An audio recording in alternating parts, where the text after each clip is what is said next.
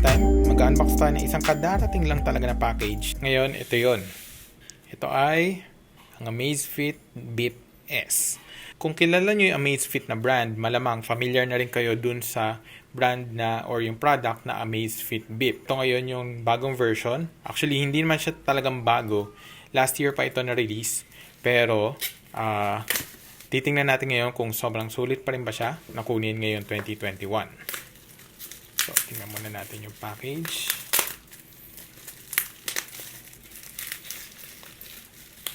Actually, kung titingnan mo yung website ng Amazfit, marami ka makikitang napakagandang products doon na napakasulit din naman talaga.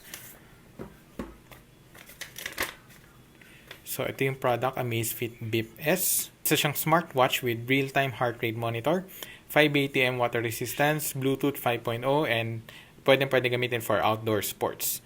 And available siya for $2,949.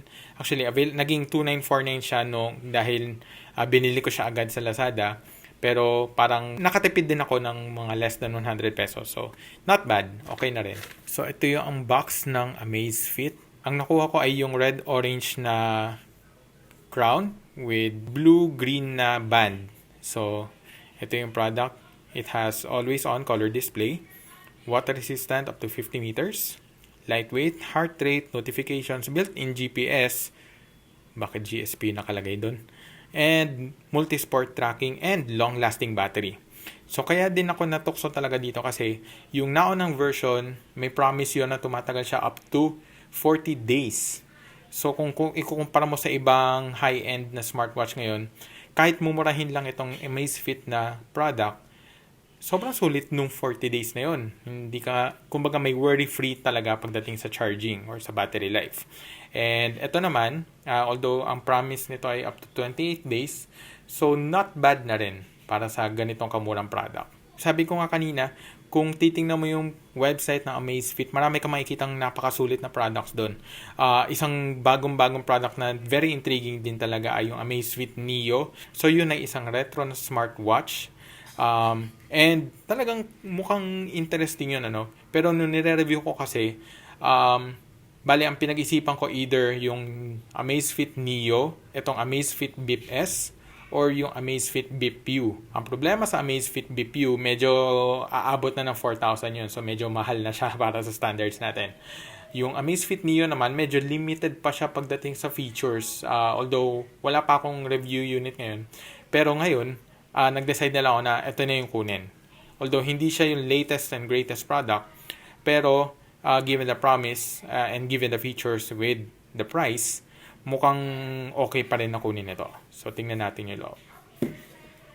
So, kung bago ka sa channel na to, huwag mo kalimutan mag-subscribe. Click the notifications icon para maabangan mo din yung mga susunod na gimmick natin dito sa channel na ito. Okay, so, tingnan natin yung loob. Sobrang, actually, plano ko pa lang sana na bukas i-unbox to, pero sobrang excited na ako kaya tinuloy ko na ngayon. So, yan, this is Amazfit Bip S. Overall, first impression sa product, very clean, no? Very minimalist. And ang maganda niyan, mukhang okay yung packaging niya. Hindi siya mahirap buksan, ganyan lang siya kadali, oh. Hindi siya mahirap buksan. And finally, this is the product. Actually, matagal ko na minamata talaga yung unang version Amazfit Bip. Medyo wala pa nga lang ang budget noon. And ngayon, finally, nag-decide ako na tumuloy na dun sa latest version na Amazfit, or yung bagong version na Amazfit Bip S. So, again, meron siyang red-orange na crown. And mukhang bluish-gray, or medyo bluish yung shade nung pagka-black nitong band. Okay, so tingnan natin. I think yung bagong version, dito sa bagong version nito, colored na rin yung, may color accent na rin dito sa kanyang dial. Okay, ito yung kanyang sensors. Upgraded din compared to sa naunang version. Move beautifully. So, sabi dito meron siyang charger and meron siyang manual.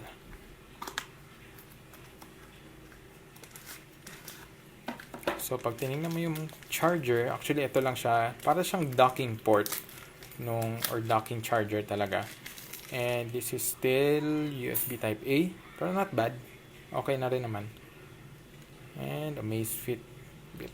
So, ang sabi, pag i-charge mo siya, papasok mo na siya dito. And may satisfying click. So, I think yun yung isang improvement din dito sa Bip S compared to sa naunang version. Then, of course, manuals. Okay, so ito ngayon, yung unit, tanggalin natin to.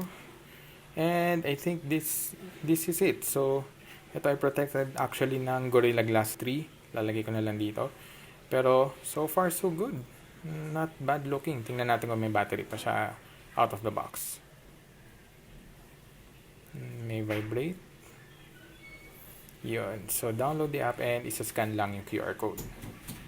So, ngayon, subukan natin yung initial setup nito. Para i-setup, kailangan mo yung Zepp na app.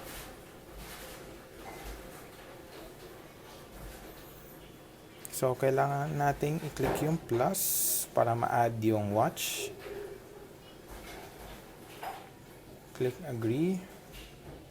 Watch with the QR code. So, scan lang natin ito. Oops. Yun, confirm pairing. Yes.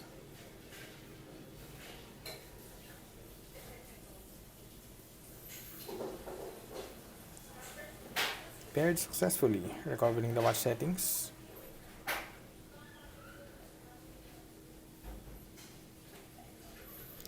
So, meron siya agad 71%.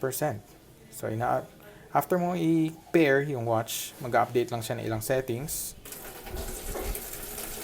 So, antayin lang muna natin.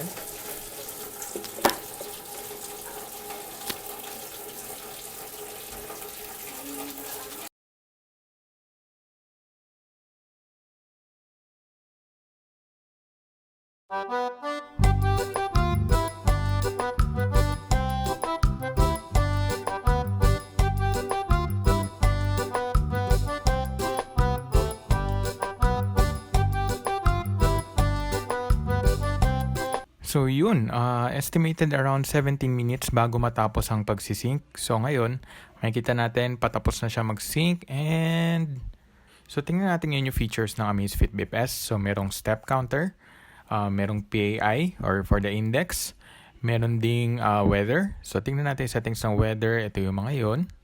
Quick preview lang. And then of course the watch face itself. So iba pang settings, merong status, and PAI, weather, alarm, timer and compass, world clock, and music, and of course, yung pinaka-settings menu. So, meron din iba-ibang watch faces. So, ito yung iba-ibang watch faces ng Amazfit Bip S. So, tingnan natin itong watch face na ito. At mukhang dito, merong available na shortcuts.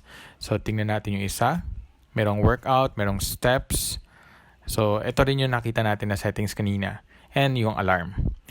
So, kung titingnan naman natin first impression doon sa build, kung titingnan mo, medyo manipis lang siya, no? Mukhang maganda naman siya. And ngayon, tingnan natin anong itsura niya kapag suot sa kamay. So, yan. Mukha siya talagang Apple Watch, ano? And then, kailangan i-click para ma-activate yung brightness. So, that's all for this video. Thank you for watching and see you again on our next episode.